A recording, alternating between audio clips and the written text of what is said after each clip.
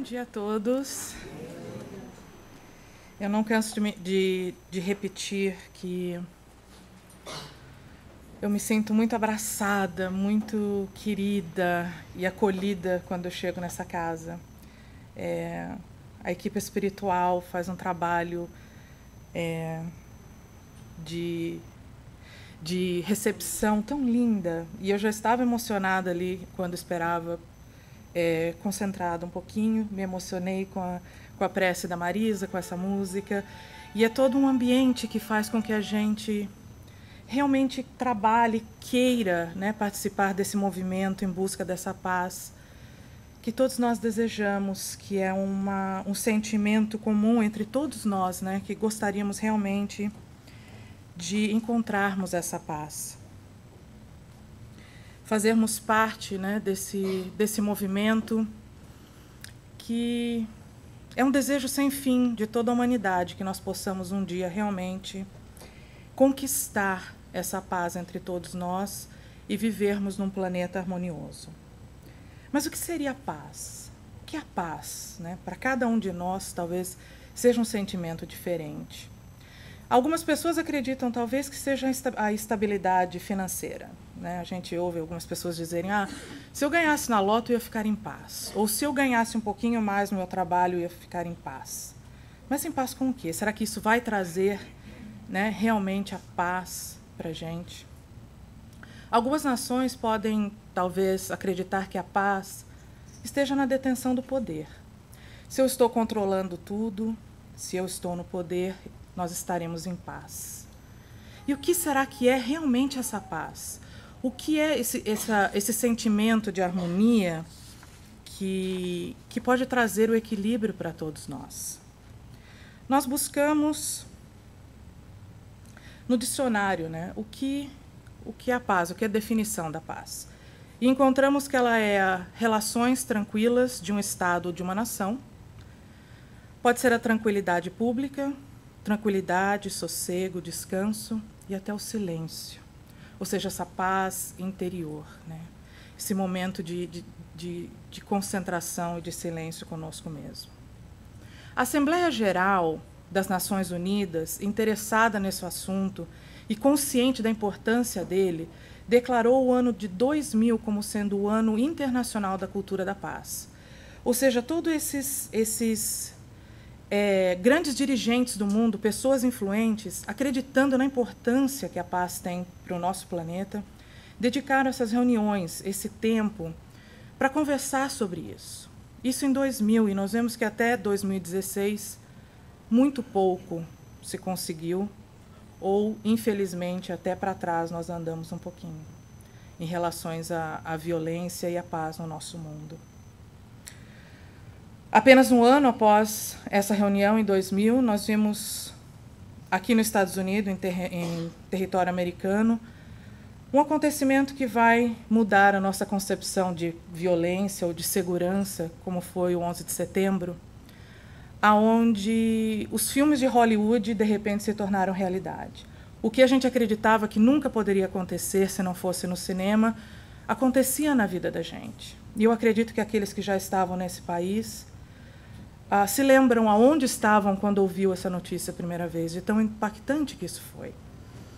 Porque nos trouxe uma outra realidade de tudo que estava acontecendo, que já acontece há tanto tempo no lado mais oriente do nosso planeta e chegou até tão perto de nós. E foi esse chamado importantíssimo para que a gente percebesse a necessidade da mudança, dessa cultura da paz. E é um chamamento para todos nós, constantes, não só num contexto de sociedade, mas uma necessidade individual, muito íntima do ser. Dentro dessa proposta da Assembleia Geral das Nações Unidas, eles divulgaram qual foi a declaração, a pauta daquela reunião, e nós trouxemos alguns trechos do que foi dito e concluído aí. Eles dizem o seguinte: a cultura de paz está intrinsecamente relacionada à prevenção e à resolução não violenta de conflitos, né? Prevenir os conflitos, prevenir a discussão, né, que não leva a nada, prevenir o desafeto. Ou então resolver esses conflitos de uma maneira não violenta. É uma cultura baseada na tolerância, solidariedade e compartilhamento em base cotidiana, ou seja, é no dia a dia. Não é só quando a gente se encontra uma vez no ano, uma vez no mês, uma vez na semana, é diariamente essa necessidade de, né, vivermos a tolerância, a solidariedade. Uma cultura que respeita todos os direitos individuais, o princípio do pluralismo. Não existe só uma verdade, uma só cabeça, uma só opinião, mas é o respeito à opinião de cada um. Né? O pluralismo, né? Sabermos que nós temos que respeitar, sim.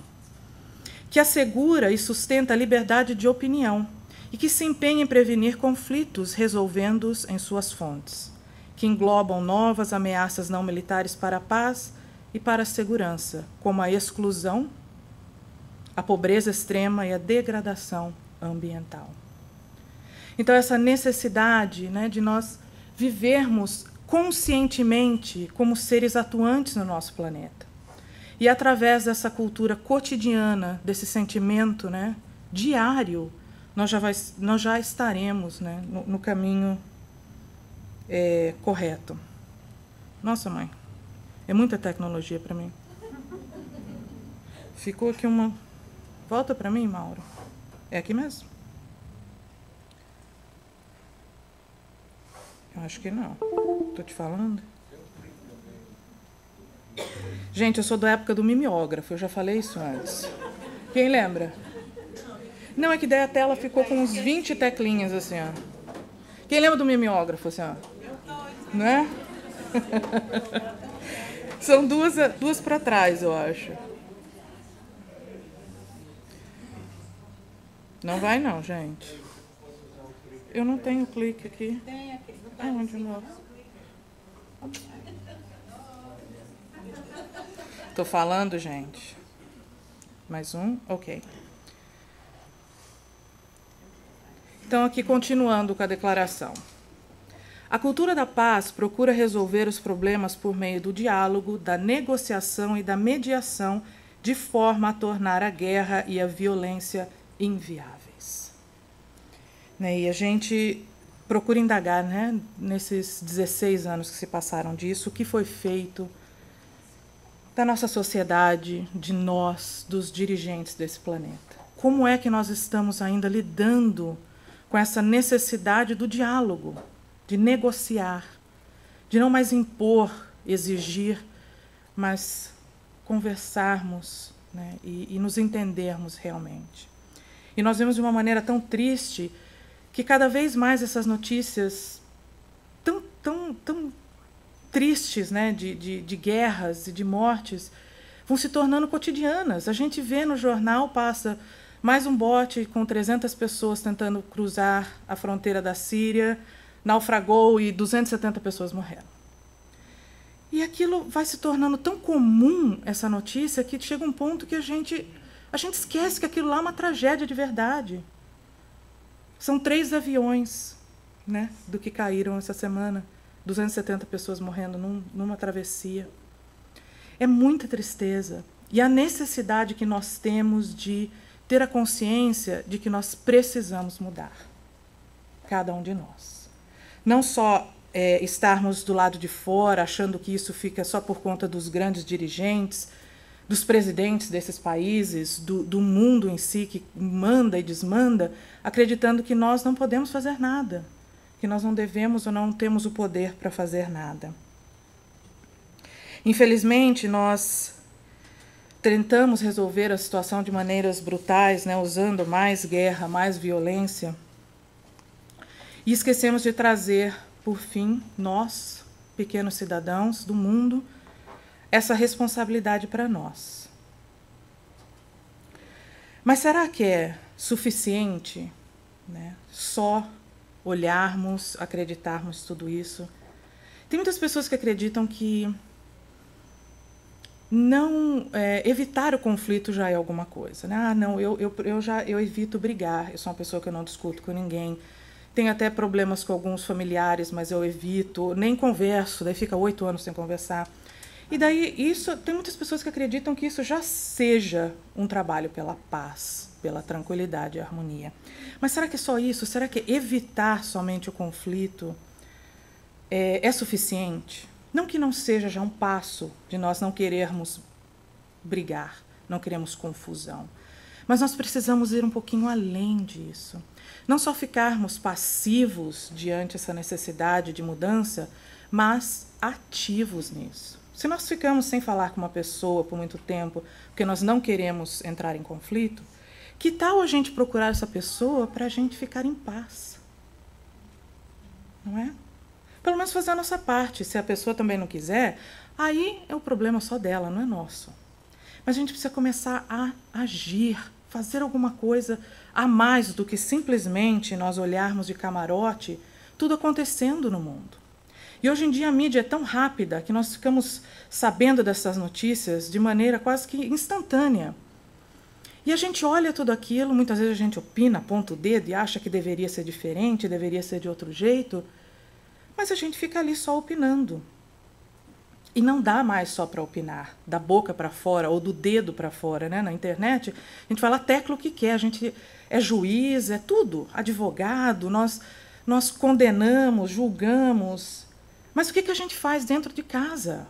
Depois que a gente desliga aquele monitor do nosso computador, que é tão, né, um empoderamento tão grande que nos dá, que a gente fala o que quer e o que não quer, e o que a gente faz dentro de casa para mudar, para ser diferente? O presidente Obama ele usou uma frase muito importante durante essa campanha, que ele falava o seguinte: toda vez que ele citava o nome do outro partido, do Trump, as pessoas vaiavam. E o que ele falava? Não vaiem, vote. Então o que é? Não fique só criticando, faça. Não fique só julgando, exemplifique com a atuação. Porque só falar, só julgar, só vaiar, não adianta nada. Nós só estamos contribuindo para a desarmonia. E nós não fazemos nada com isso. Então é importante a gente agir e não só julgar e criticar, mas fazer a nossa parte. Emmanuel nos traz a definição de paz da seguinte maneira: defender a paz significa cuidar de nós mesmos, dos outros e do mundo à nossa volta. Ou seja, cuidar de nós. É impossível a gente amar ao próximo se a gente não se amar, se a gente não estiver preparado para isso. Até nas instruções, nas viagens de avião, eles falam, em caso de emergência, quando cai aquela máscara do oxigênio, primeiro vocês colocam em vocês, aquelas pessoas que viajam com crianças, depois vocês colocam nas crianças. Por quê? Porque a gente tem que estar bem para poder cuidar daqueles que precisam da gente. Não adianta nada a gente colocar na criança e a gente desmaiar. A criança vai estar ali sozinha. Então a gente precisa se cuidar para que a gente possa cuidar do outro. A gente precisa se melhorar para que a gente ajude o outro a seguir o nosso exemplo. E aí nós vamos cuidar dos outros e do mundo. E ele continua ainda: ainda que a nossa influência pessoal se nos figure insignificante, ela não é menos viva na preservação da harmonia geral. A gente é tão pequenininho, né? Que mudança que a gente pode fazer? Muita. A gente acha que é tão insignificante e não percebe que a atitude de cada um de nós faz a diferença no mundo. Até uma teoria, foi feito até um filme sobre isso, que fala o efeito borboleta, aonde a deslocação do ar a uma borboleta bater as suas asas, ela vai mudar o curso do planeta. Então, aquele ar que se moveu das asas da borboleta pode mexer uma folha que vai cair, uma semente que vai cair e vai brotar outra flor. Ou seja, o mais insignificante dos movimentos influencia num efeito que desencadeia outras coisas no mundo. Agora, imagina a nossa atitude, as nossas palavras, o que a gente faz e prega todos os dias, positivo e negativo. Nós temos grande influência no mundo, por mais que a gente se crê tão pequeno. Porque nós somos o mundo. Nós somos o oceano. Se cada gota do oceano desistisse de viver, digamos assim, desaparecesse, ele secaria. Porque ele precisa de cada gotinha dessa para continuar vivo e forte. E o mundo precisa de cada um de nós para continuar também. E para mudar e para ser diferente. Então a importância que nós temos é imensa. E nós precisamos ter consciência disso, fazer parte dessa história. Cada passo, cada atitude que nós temos, cada palavra, elas vão influenciar a vida do nosso próximo. Na nossa família, no nosso trabalho, no nosso círculo de amigos, no nosso círculo religioso. Então, cada atitude que nós temos está afetando a vida do outro, que vai afetar a vida do outro, e do outro, e do outro. Então, como a gente se porta dentro de casa, quando a gente está nervoso, ou no trabalho, é lógico que está afetando a vida de alguém, que vai afetar do outro, e do outro, e do outro. Então, nós termos o cuidado conosco, né, vigiarmos as nossas atitudes, já é um grande, grande passo para essa conquista da paz. E é diário. A gente não pode abaixar a guarda, porque o mundo é muito complicado. Não é fácil para ninguém. Então é necessário mesmo que nós estejamos atentos e possamos fazer parte da solução, né? Não vivemos numa inércia, mas sim agindo.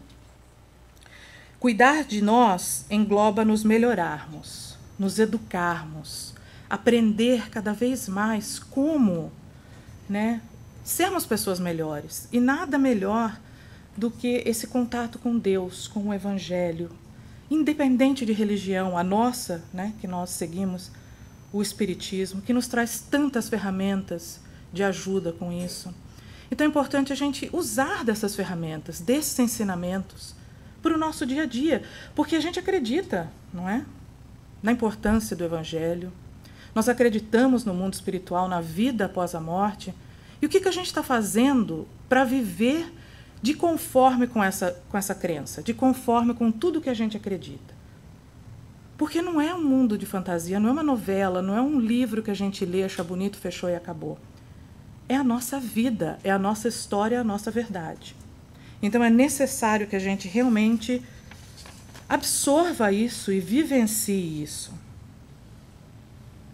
A doutrina espírita vem dar à criatura humana a capacidade de lidar com seu próprio potencial, no sentido de construir aquilo que está dentro de nós. O Espiritismo vem nos dizer que nós podemos sim, que nós temos capacidade, um potencial divino dentro de nós e que nós fazemos parte de toda essa criação.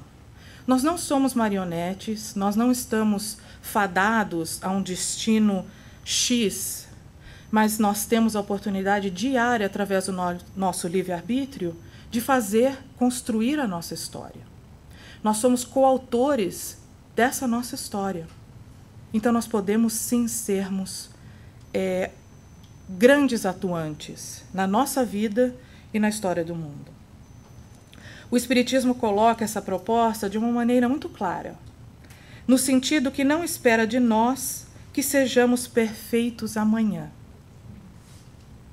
Não existe essa perfeição de que nós vamos, através de uma água fluidificada, de um passe, de um banho, do que seja, e amanhã nós estamos salvos e perfeitos. E aí nós temos que viver com essa responsabilidade de sermos perfeitos. Não.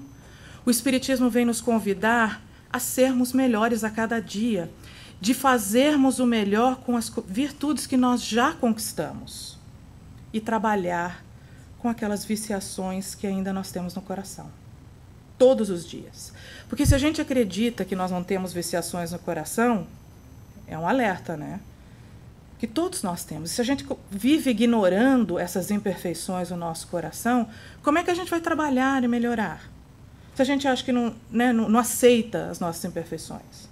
Mas, por outro lado, a gente tem que enxergar o que de bom nós já conquistamos. Olhar para trás e ver, né, quantos passos a gente já deu, o que a gente já conquistou. Abraçar isso com muito carinho e nutrir isso. Realmente ir fazendo com que isso não se canse dentro de nós e desapareça, mas que cresça cada vez mais. E é esse convite que o Espiritismo faz para nós. Trabalharmos no bem que nós já temos dentro de nós e do nosso coração. Nós não precisamos estar no Afeganistão, nós não precisamos estar na Síria para podermos fazer parte desse trabalho pela paz. Nós podemos trabalhar dentro de casa, que muitas vezes tem mais conflitos que a Síria e o Afeganistão juntos. A franja de Gaza no serviço. Chego lá assim, aquela loucura. Então nós temos como sim trabalhar, né, nessa cultura dessa paz. Começando por nós, como nós falávamos. Nós não temos que estar numa zona de guerra, literalmente. Nós podemos e devemos trabalhar no ambiente que nós estamos, que nós convivemos todos os dias. E principalmente nós enfatizamos a família. Que nós nos encontramos neste mundo hoje por laços consanguíneos por uma razão muito especial. Encontramos pessoas amigas que nos reencontramos aqui para nos fortalecermos nessa caminhada e enfrentarmos juntos grandes desafios, e reencontramos desafetos com os quais a gente tem muito que trabalhar. Perdão, amor, compreensão e tolerância. Então a família é o primeiro núcleo que nós temos esse grande dever e compromisso de viver em paz, de amar, de exercer o Evangelho. Todo mundo tem um parente problema. E quem será que acredita que seja o parente problema? Porque a gente fala assim, nossa, tem um lá na minha família, tal. Mas quem que realmente assume e fala assim, nossa, ninguém me aguenta, por que será? Não é? A gente tem a necessidade de trazer essa responsabilidade para nós também. A gente sempre acha que é o outro que é o problema. Então vamos trabalhar isso em nós, né? Fazermos parte desse grande sonho de alcançar a harmonia.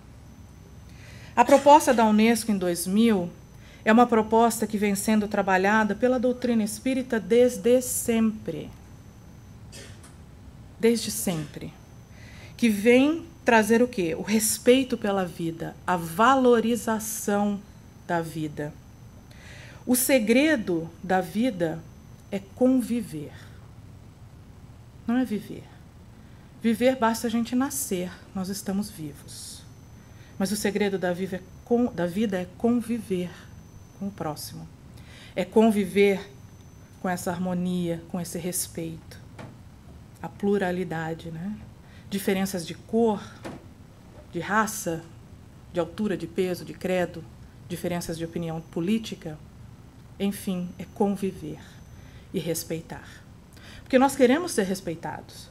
E nós ensinamos aos nossos filhos, minha filha apareceu esse ano, na primeira semana de aula, a professora dela deu uma pedrinha dourada para cada criança. Ela fala que aquilo é uma golden gem, como se fosse uma pedra de ouro, para relembrar as crianças da golden rule, que é o quê?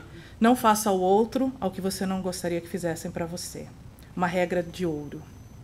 E nós ensinamos isso para os nossos filhos. Mas a gente vivencia isso. A gente não faz para o outro o que a gente não gostaria que fizesse para a gente. De verdade.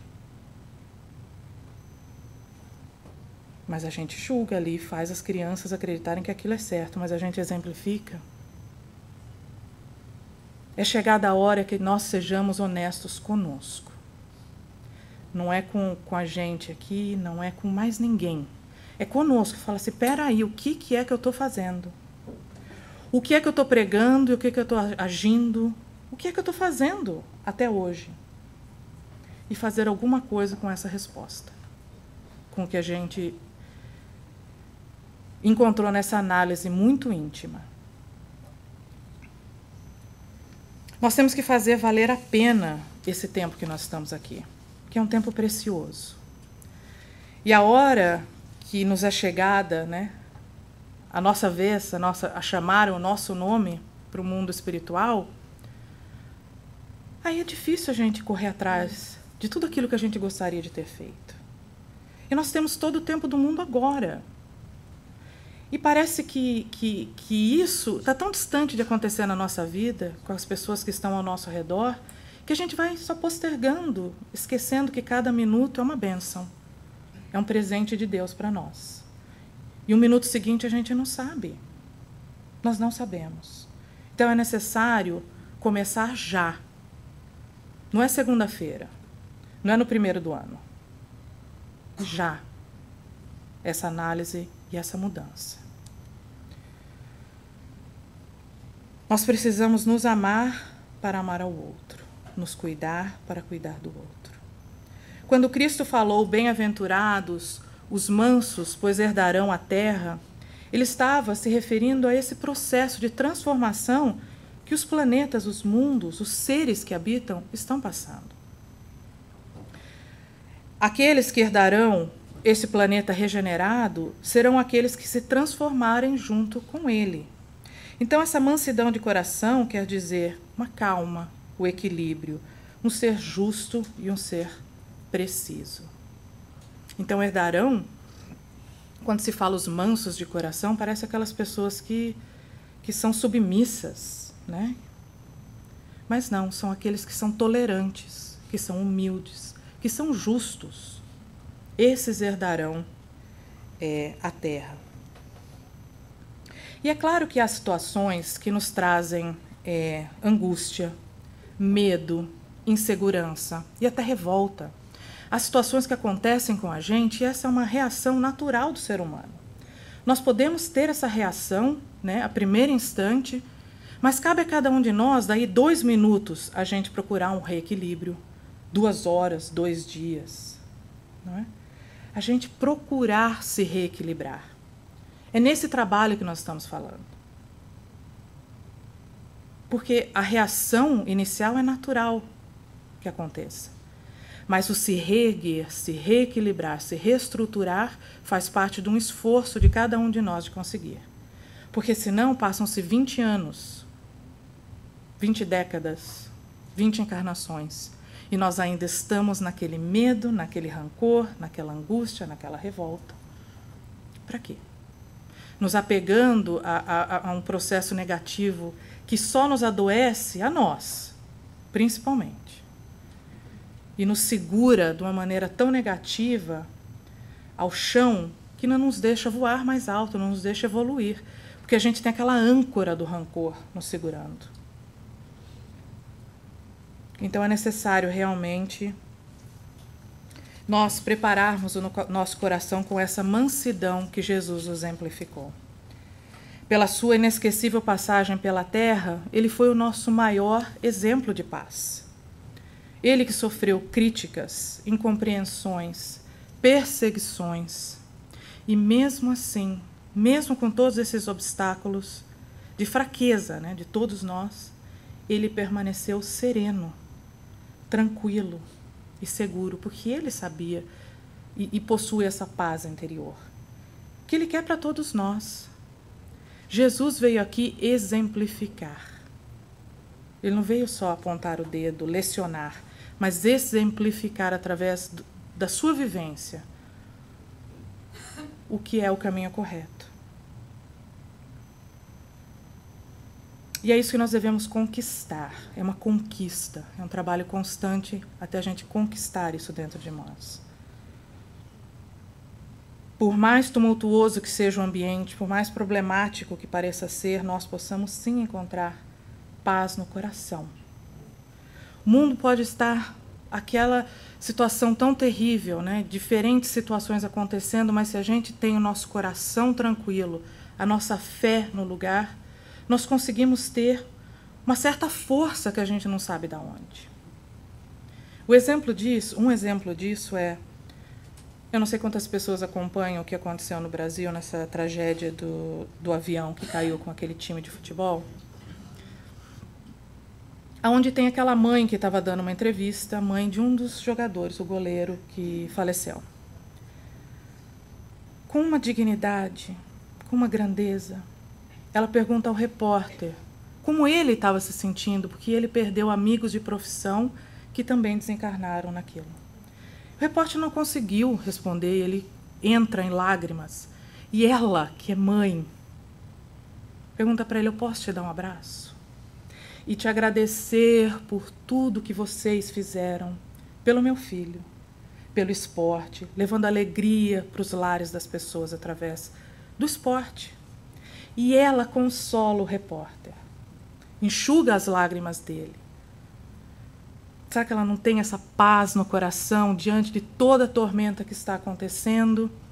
Essa guerreira tinha paz no coração para ainda levar conforto para alguém. Que conquista e que exemplo. Deixo-vos a paz, a minha paz vos dou. Não vou lá dou como o mundo a dá, não se turbe o vosso coração, nem se atemorize. A paz não é temer, a paz é confiar. Por isso que ela tinha esse coração forte. É uma confiança, é uma fé que traz essa força nos momentos mais difíceis que a gente possa pensar em passar na vida. Há uma pergunta no Livro dos Espíritos, de número 976, que diz o seguinte: os nossos sofrimentos não constituem uma preocupação para os bons espíritos ou uma causa de aflição. Eles não se preocupam somente pelos nossos sofrimentos, porque eles sabem que o mal terá fim, vai passar. E eles explicam por quê. O que afligem os espíritos superiores é, na verdade, muito mais a nossa falta de ânimo que nos retarda a evolução do que o sofrimento que, considerados em si mesmo, são passageiros. Então, não são as provas que nós passamos no dia a dia, o sofrimento que nós temos, que preocupam o mundo espiritual, que sabe muito mais do que nós que isso é passageiro. Mas é o nosso desânimo, a nossa falta de fé, quando nós entregamos os pontos e falamos assim: não tem jeito. É isso que preocupa. A nossa aflição, frequentemente, é consequência da nossa própria ansiedade. Essa ansiedade que agita o nosso coração, que nos deixa assim numa situação tão difícil, a gente já vai lá na frente, já sofre lá na frente, já imagina que problemão que vai ter a semana que vem, o ano que vem, daqui 10 anos, e a gente vai alimentando aquilo, e a gente já vai sofrendo, achando que vai sofrer, e sofre. Né? Já vai adquirindo sofrimento para nós mesmos. E aí vem André Luiz e diz o seguinte: imaginemos a mente como sendo um lago. Se as águas estão calmas e límpidas, a luz do firmamento pode refletir nele com segurança, como um espelho que nós vemos. Mas se as águas vivem revoltas, as imagens se perdem nas ondas móveis, principalmente quando o lodo, acumulado no fundo, aparece na superfície. E assim é a nossa mente, assim é a nossa alma. Quando nós estamos calmos, tranquilos, a luz do firmamento, do mundo espiritual, se reflete em nós como um grande espelho. Eles conseguem nos auxiliar, conseguem chegar até nós. Mas se nós temos a mente revolta, a alma revolta, né, nas nossas preocupações, nas nossas ansiedades, essa imagem fica distorcida, porque não consegue chegar até nós.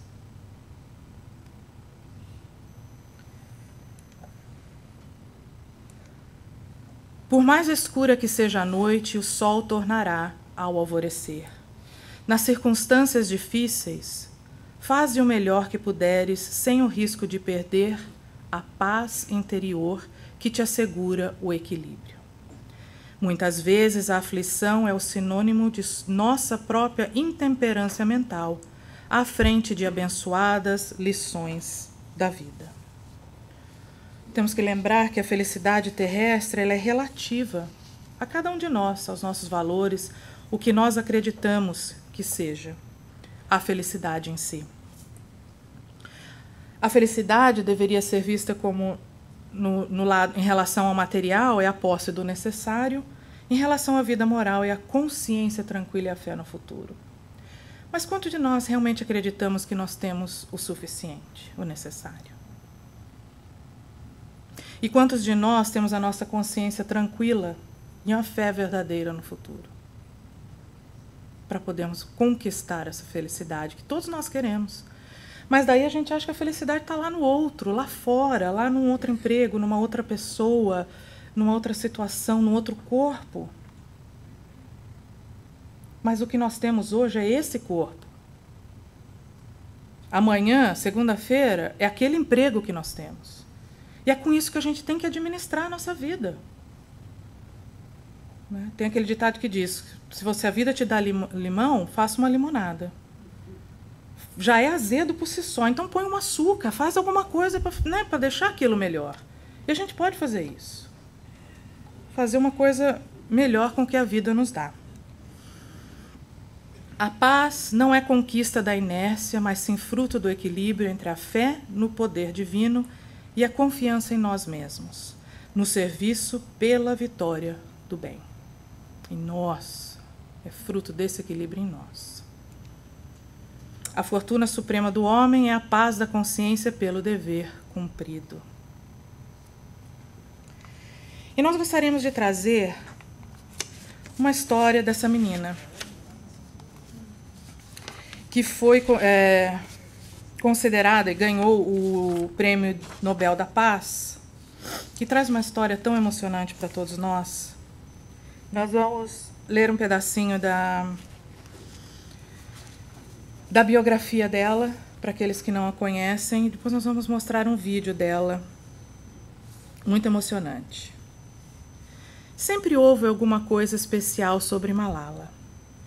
Ainda sendo criança de 4, 5 anos, ela gostava de estar com o pai numa sala de aula. Ele é professor. Antes de ter idade para estar na escola, ela sentava com os estudantes e ouvia atenta as lições. Quando ela tinha 11 anos, com o codinome de Gon Mackay, Malala mandava secretamente suas redações para a BBC. Ela chamava O Diário de uma Menina Paquistã. Ela escreveu sobre sua pátria. Não havia paz. O seu vestido favorito, rosa, poderia colocá-la em perigo, já que o Talibã desaprova roupas coloridas. Mas a única coisa que realmente importava para Malala era a escola. A paixão pelos estudos expressadas nos seus escritos ficou muito mais perigoso que seu vestido rosa. E ela sabia disso. E mesmo assim ela continuou falando: eu tenho direito de brincar, de ir ao mercado, de cantar. Tudo o que eu quero é educação, e eu não temo a ninguém. Outras vezes ela admitiu que tinha medo do Talibã, que tinha pesadelos. Seu pai sempre acreditou que eles, o Talibã, viriam por ele, não pela sua filha, não atrás de uma menina. Mas eles vieram. Boato veio à tona que o blog assinado por Gon, na verdade, era uma menina chamada Malala. Qual de vocês é Malala?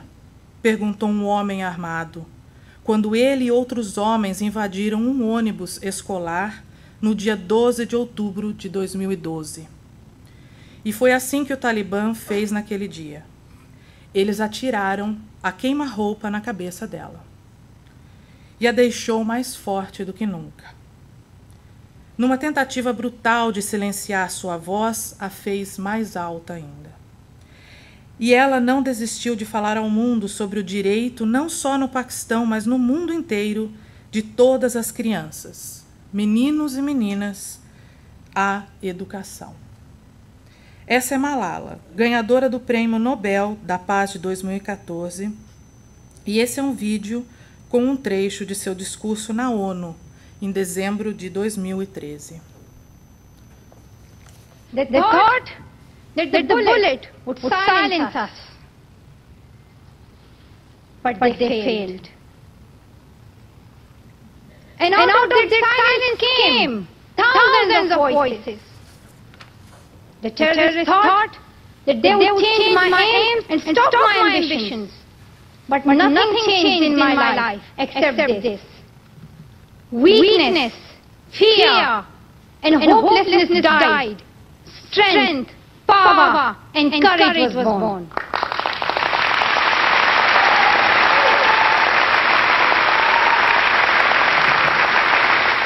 I want education for the sons and daughters of the Taliban and all the terrorists and extremists. I do not even hate the Talib who shot me. Even if there is a gun in my hand and he stands in front of me, I would not shoot him. This is the compassion that I have learned from Muhammad, the Prophet of Mercy, and Jesus Christ and Lord Buddha.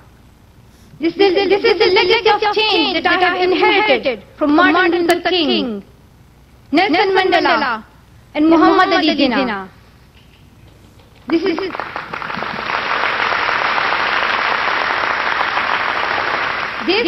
the philosophy of non-violence that I have learned from Gandhi, Bacha Khan, and Mother Teresa.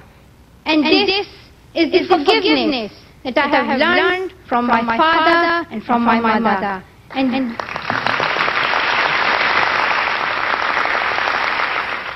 So let us wage a global struggle against illiteracy, poverty, and terrorism. Let us pick up. Let us pick up our books and our pens. They are our most powerful weapons. One child, one teacher, one book, and one pen can change the world. Education is the only solution. Education first. Thank you.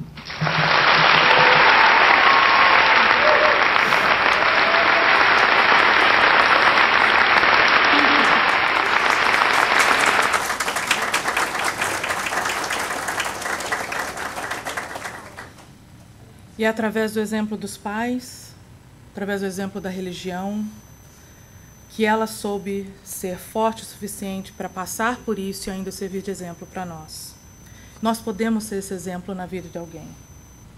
Nós podemos conquistar este mundo de paz e harmonia quando cada um de nós tivermos consciência do quão importante nós somos. Nós terminamos com uma poesia, uma mensagem de Emmanuel que diz o seguinte: procuras a paz, obterás semelhante bênção, não retendo excessos de recursos amoedados sem utilidade, não fugindo às obrigações com as quais te comprometeste, não cultivando rebeldia, menosprezando o trabalho que te sustenta, não mergulhando os próprios sentimentos em paixões desenfreadas, não com indiferença pelas necessidades e provações dos companheiros da caminhada humana, aos quais a própria vida te pede considerar e auxiliar. A paz virá ao teu encontro e residirá contigo, sempre que te mantenhas na consciência tranquila, sobre os alicerces do teu próprio dever, retamente cumprido. Que Jesus os abençoe, um Feliz Natal para todos, e que seja um ano de muita paz e muita alegria que se acerca para todos nós. Obrigado pela atenção de vocês. Muito obrigada.